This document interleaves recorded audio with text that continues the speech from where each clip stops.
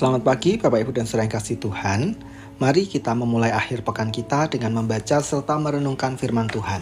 Bacaan kita hari ini surat Efesus pasal yang kelima. Sebab itu jadilah penurut-menurut Allah seperti anak-anak yang kekasih, dan hiduplah di dalam kasih sebagaimana Kristus Yesus juga telah mengasihi kamu dan telah menyerahkan dirinya untuk kita sebagai persembahan dan korban yang harum bagi Allah.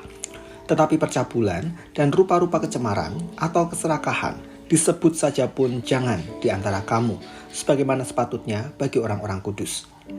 Demikian juga perkataan yang kotor, hal yang kosong, atau yang sembrono, yang karena hal-hal ini tidak pantas, tetapi sebaliknya ucapkanlah syukur.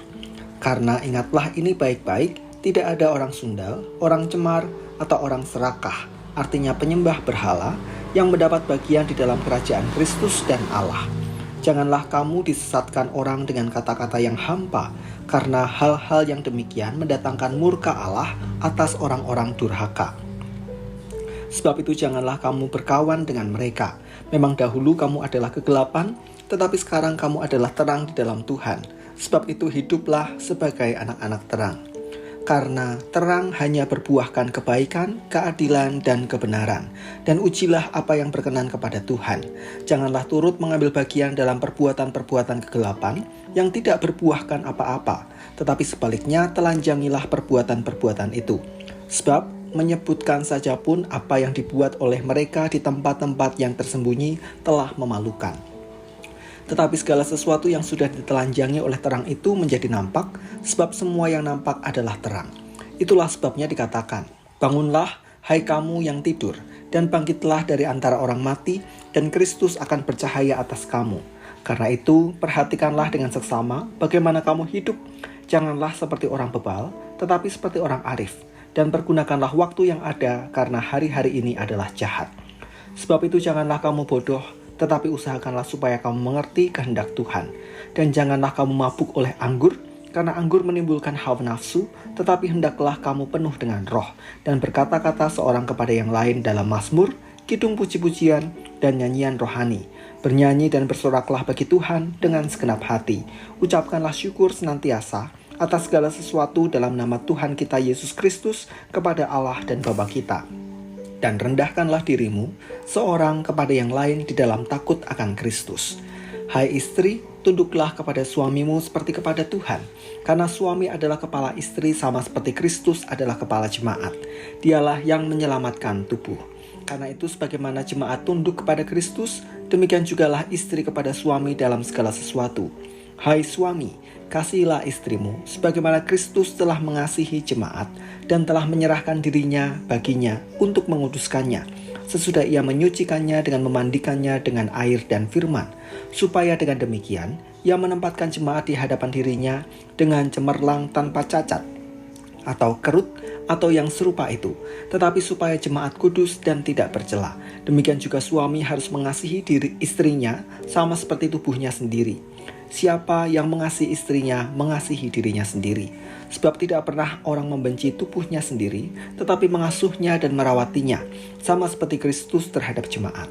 Karena kita adalah anggota tubuhnya.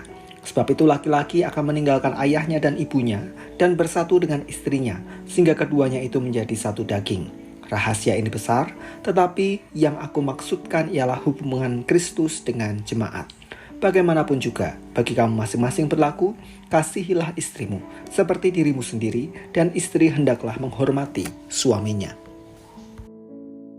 Hidup bersih dan saling mengerjakan firman Tuhan. Bacaan kita hari ini dibagi dalam 2 perikop. Perikop pertama menekankan pada pembuktian perubahan hidup dalam Kristus melalui kebersihan hati dan perbuatan. Rasul Paulus menekankan bahwa setiap orang yang sudah mati dan bangkit bersama Kristus seharusnya memiliki pikiran, hati, dan perbuatan Kristus juga. Oleh karena itu, sekedar memperkatakan apa yang tidak pantas dan cemar saja bukan sesuatu yang wajar, bahkan dikatakan memalukan. Kita sering beralasan, oleh karena kemanusiaan kita mengucapkan dan melakukan hal yang buruk dan cemar. Bagi anak-anak terang, seharusnya semua itu telah disingkapkan dari hidup lama kita dan beralih pada hidup yang membuahkan keadilan, kebenaran, dan kebaikan. Bukan justru menganggap wajar atau manusiawi jika kita tidak bisa dibedakan dengan orang-orang yang pikiran, perkataan, dan perbuatannya belum mengenal Tuhan di dalam Kristus. Perikop yang kedua tentang relasi suami dan istri. Suatu saat ada yang bertanya, bagaimana jika suami tidak hidup benar? Haruskah istri tetap tunduk kepada suami?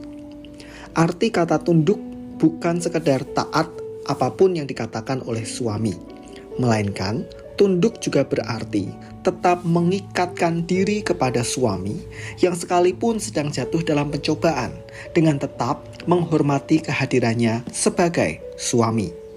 Oleh karena itu, tugas suami pun tidak ringan, karena standar teladannya adalah Kristus yang berkorban bagi jemaat. Seorang suami harus mengasihi istrinya seperti ia mengasihi dirinya sendiri, berkorban dan berjuang untuk menyelamatkan istri bahkan seluruh keluarga adalah tanggung jawab rohani seorang suami. Maka, jangan hanya menuntut ketundukan istri, tetapi tuntutlah diri sendiri untuk meneladan Kristus dengan melakukan apa yang baik dan benar, sehingga menjadi teladan bagi keluarga. Dengan demikian, jika istri maupun suami sama-sama saling mengerjakan firman Tuhan, tidak akan terpikirkan sedikit pun keinginan untuk berpisah apapun alasannya, tetapi justru saling mengikatkan diri dan saling menghidupi firman Tuhan. Mari kita berdoa. Kami mengucap syukur Tuhan untuk firman yang kami baca dan renungkan pada pagi hari ini, mengingatkan kami agar kami selalu hidup sebagai anak-anak terang, sebagaimana Tuhan telah menganugerahkan identitas itu kepada kami ketika kami diselamatkan di dalam Kristus. Bantu kami agar kami menjaga hati, pikiran, dan perbuatan kami jauh dari kecemaran, tetapi justru membuahkan keadilan, kebaikan, dan kebenaran.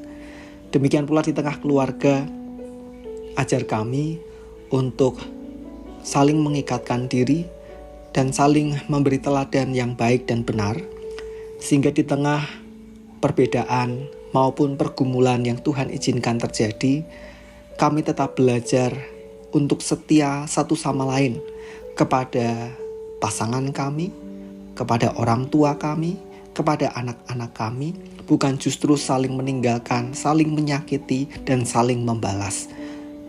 Biarlah melalui kehidupan kami sebagai anak-anak terang, justru kami juga membawa keluarga kami hidup di dalam terang. Kami menyerahkan akhir pekan kami ya Tuhan, dengan segala sesuatu yang akan kami kerjakan dan kami jalani. Tuhan, iringlah langkah kami dan berkatilah kami. Di dalam nama Tuhan kami Yesus Kristus, kami berdoa dan mengucap syukur. Amin.